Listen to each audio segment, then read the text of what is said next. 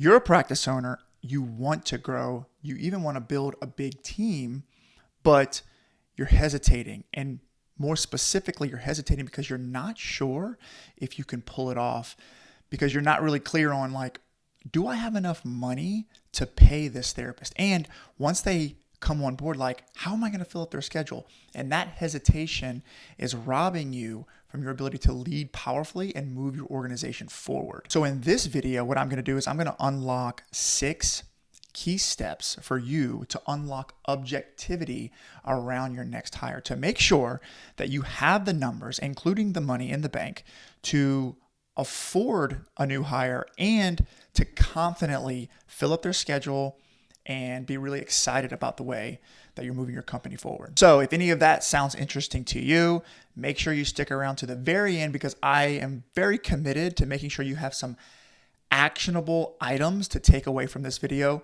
that you can implement around your next hire. So let's get into it.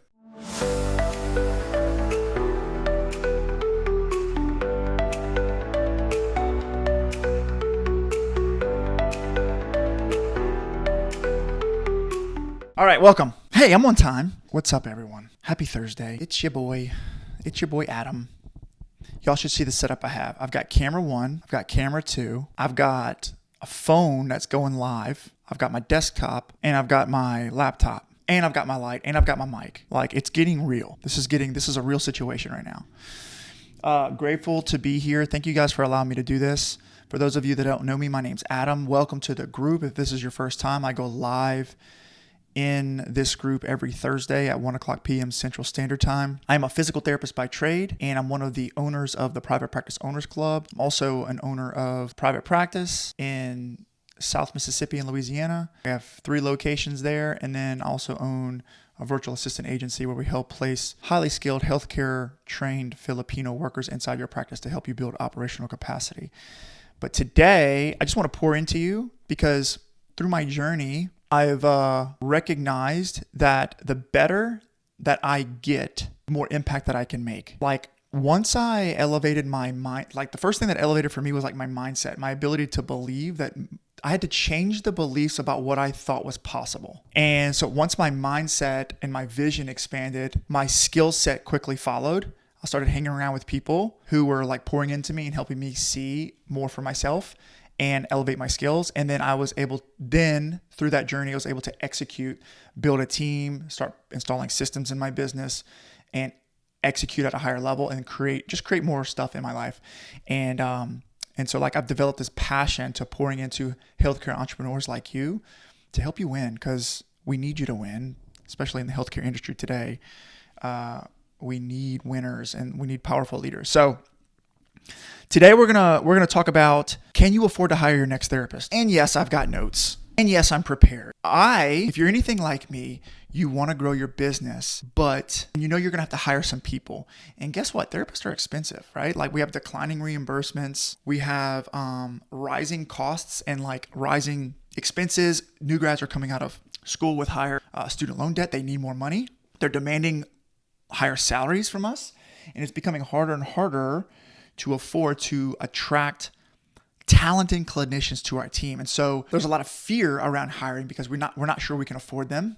Can we pay them well? And hey, like, even if we did hire them, how the heck are we going to fill up their schedule, right? And I myself used to wrestle with that question a lot. When should I hire? And what is the objective criteria that I need to see in order to feel comfortable hiring? And how do I minimize my risk that if I do hire, it's going to actually work out objectively? I wrestled with that a lot through my journey. And I also recognize that that's the same challenge that many of you are dealing with. So I felt like, hey, why don't we create a framework that you can use that's super easy to follow, that will empower you to make these decisions more boldly and more confidently. And so that's what I did. All right. So if you don't know your numbers, you're going to continue to have scarcity around making decisions, especially big financial decisions in your practice. So step 1 is you have to know your numbers, period. No more excuses, guys. You've heard me say it long enough. You have to know your numbers. All right. And step 1 to knowing your numbers, there's a lot of steps, but in this video, the one number that you need to understand is your break-even metric. Your break-even metric. And I'll talk to you about that. For those of you that don't know what your break-even metric is, there's a whole nother video somewhere on the internet about break-even metrics, but I'm going to give you the summary. Here's your break-even. Your break-even is the number of visits or patient encounters that you must complete on a week-by-week basis in order to generate the profitability levels that you want, okay? So how many visits per week do I need to hit in order to make 20% profit margins this month? The break-even metric answers that question, okay? The break-even metric will tell you, based on this current level of overhead, you must generate X number of visits per week in order to guarantee the profitability, the 20% margins, right? And so here's how you figure it out really quickly. Take all of your expenses on a month-by-month basis. Take your last 3 months number of expenses and average it. Let's say it's $50,000. You know, month 1's $50,000, month 2 is $60,000, month 3 is $40,000. Your average is $50,000. Okay, so you take your average total monthly expense. You divide that by your average reimbursement per visit. If you take your total monthly expense and divide that number by 0.8, that'll give you the amount of revenue that you need to generate in order to generate 20% margins in your practice. Okay, take your average expenses, total expenses, divided by 0.8, and that will give you the amount of revenue that you need to generate for the month to hit 20% margins. Okay, if you want 10% margin, divided by 0.9. If you want 30% margins, divided by 0.7. Okay, you take that number, you divide it by your average reimbursement per visit. Okay, take all your amount of revenue that you're generating on a monthly basis, divided by the amount of visits you're completing on a monthly basis.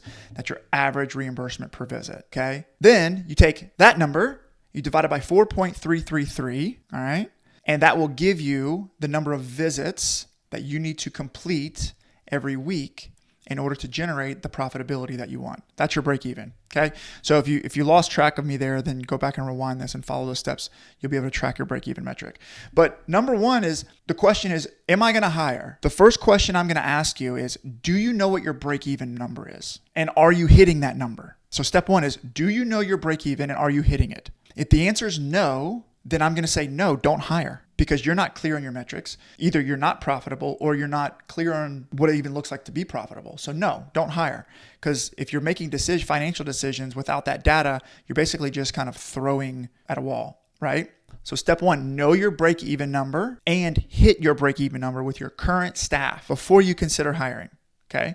Number two. Which brings me to number two. Let's say you do know your break even and let's say you're hitting it. Congratulations. That's awesome. Number two is, do you understand what your new break even will be once you hire this person? Because if you hire someone, what's going to happen is your average monthly expenses will go up because you have to absorb a new salary. I know you guys know this, but we're just kind of breaking it down. All right. Let's say that this clinician is going to cost the company $10,000 per month. I don't know what clinician, where you're at in the state, what kind of clinicians you're hiring. Maybe it's $5,000 a month. Maybe it's $7,000. But you have to have a general idea after you pay them, pay for their taxes, pay for their benefits. What is it going to cost the company to employ this full-time person? All right. So we have to know that number, and then we have to add it to the monthly average expense. So for this example, if your average monthly expense is $50,000, now your new average will be $60,000 because you're absorbing $10,000 a month. Are you guys following me? Comment below if you're not following me. All right. So step number two is, do you know your new break even once you hire them? If the answer to that question is no, I don't know, don't hire, because you don't know what you're getting into, right? By the way, I never did this for a long time. So if you've hired people without this information, you're not a bad person. You're just uninformed like I was. All right. So if you know your new break even, wow, my current break even is here. With the addition of this new salary, my new break even will be here. That will leave a gap, right? That will be wow, I will need to find a way to get our clinic from here to here in order to reach a new level of profitability. And that will unlock clarity for you as the owner. Clarity, because now you understand the assignment. I know where I'm at. I know where I need to go. And which brings me to number three. Okay. Number three, do you have a plan on how to hit your new break-even metric? Okay. So now that you see that gap, let's say your current break-even is 100 visits per week. And let's say you're hitting that. Well, your new break even, let's say, is 130 visits a week. Okay. So I will need to figure out, I will have to have a plan to build our clinic volume from 100 visits per week to 130 visits per week. There's a deficit of 30 visits per week. So I have to have a plan in place in order to do that. All right. And usually that plan lives in the category of marketing and sales. Marketing and sales. Marketing and sales drives growth.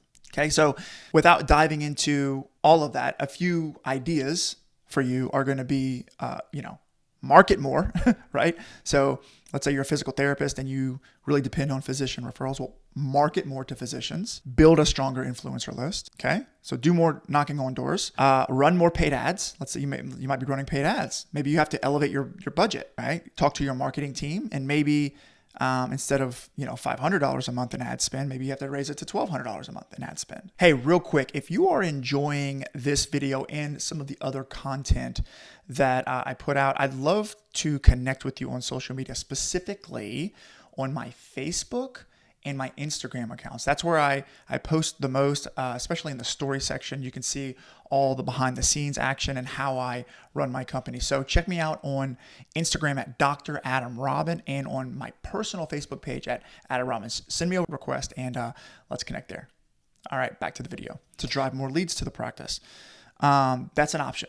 Number 3 could be create more organic content on your social media pages. So we're posting once a day. Why don't we post 5 times a day, right? So I have to get with my marketing team, leverage my team, start putting together a plan of what that's going to look like and roll that out and execute on that plan with my team. But those are just 3 examples on how to improve the volume and consistency of your marketing plan that will, with time, generate higher levels of volume in your practice. All right. So that's an example. For sales, maybe you're a sales guy like me. I'm a sales guy. Okay. Here's some things you can do. Number 1, reach out to your past patient lists a lot more, right? Call them more often. Reactivate your past patients. Number 2, increase the frequency in which you're scheduling your patients. If you are a rehab professional, instead of 2 times a week, bump them up to 3 times a week. Increase the volume.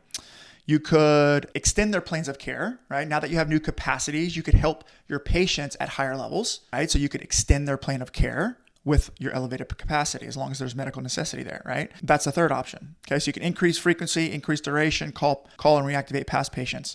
If you do those 3 things and you do the 3 marketing things, you put them together, that's called a marketing and sales plan that you can put together with your team. All right, now you have a plan that's documented, that you've thought about, that's documented on a piece of paper that's going to help you get from your old break even to your new break even. If you answer yes to that, then wow, you're one step closer to being in control of your hiring situation, which is going to bring me to number 4. This is probably my favorite because you guys know I'm a leadership guy. But the 4th thing that you need to have in place is your team. And the question is your team aware of the new break even and the plan? And have they aligned with that vision? And have they reported to you how they're going to contribute value to that process? So the biggest mistake that the most valuable asset you have in your company is your team. The most valuable asset that you have in your company is your team. They are the engine that makes all this work. And there is a powerful thing, unexplainably powerful thing that happens when you can create an environment. Everyone on your team sees the target, has identified the target, and has a plan in place to overcome the obstacles that are in the way to hit the target with you. And when you can kind of get everyone pointed in the same direction, you create a lot of traction and momentum in your organization, right?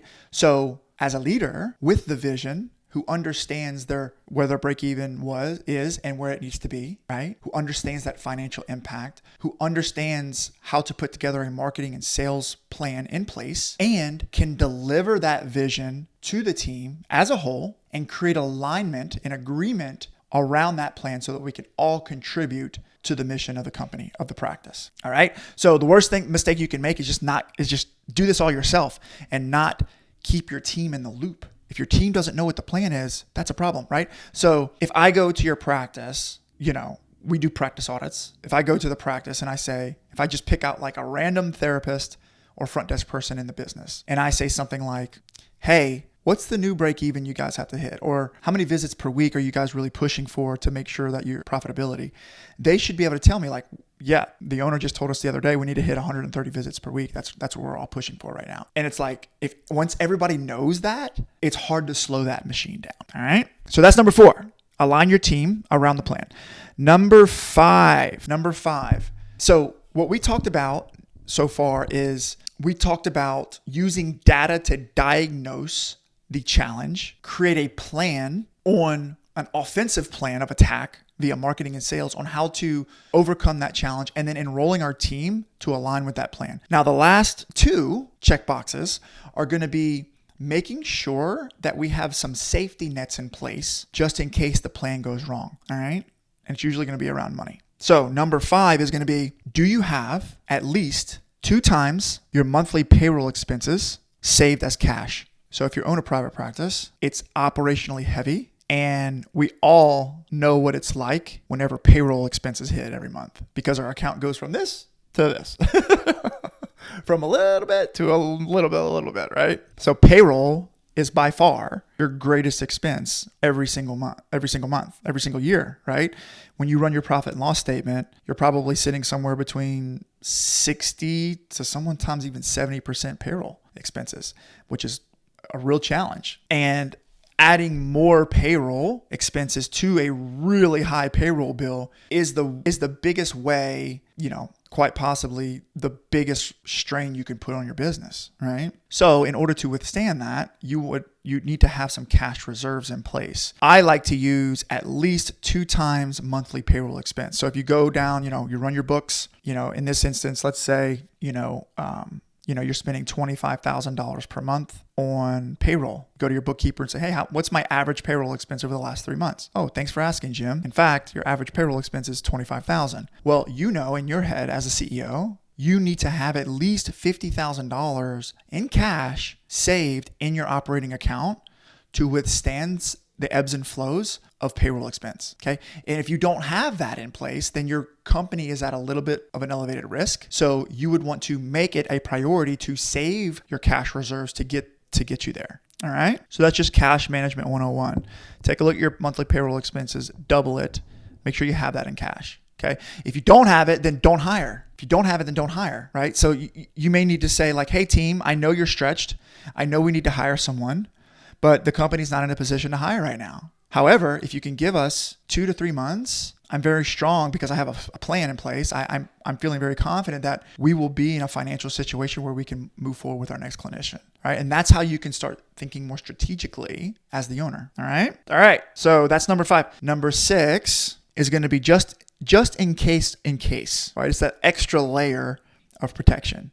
So there are things that happen in this world that are unpredictable. There's natural disasters, there's environmental crises, and there are unidentified risks that are associated with running a business that you can't always predict. That's why we have lines of credit. So a line of credit is a safety net that you can use for your business to ensure that you can withstand the unexpected natural disasters and catastrophes that happen financially. COVID-19 is a prime example. Hopefully this video doesn't get shut down. But practice owners who had strong lines of credit during that crisis were very happy that they had it, right? And those that didn't have those financial systems in place were probably that put a lot of strain on their household and put their employees in a very challenging position. So my recommendation to you is to meet with your banker or your loan officer at your bank and establish a plan on how to reserve a healthy line of credit for your business. Sometimes small banks are very, especially if you've been in business for a few years, they can give you unsecured lines of credit. I would recommend at least 2 months payroll expense and line of credit, right? So in this instance, you have $25,000 per month in payroll expense. You will have at least $50,000 set up as a line of credit. There are a few ways you can do that, depending on the type of bank you work with, but sometimes you can get unsecured lines of credit. Sometimes you can get a line of credit on your home if you have equity in your home. Or if you own the building, you can get a line of credit on the building. If you have a documented history of success with business, banks will give you a line of credit on your outstanding AR. But find some way for you to leverage the assets that you have to ensure that your business has that safety net, okay? And guys, that's the 6 steps. This is the thing that you can do to position yourself and your company at the most optimal place to take the risk and hire your next therapist. And this is the same SOP we follow in our practice, okay?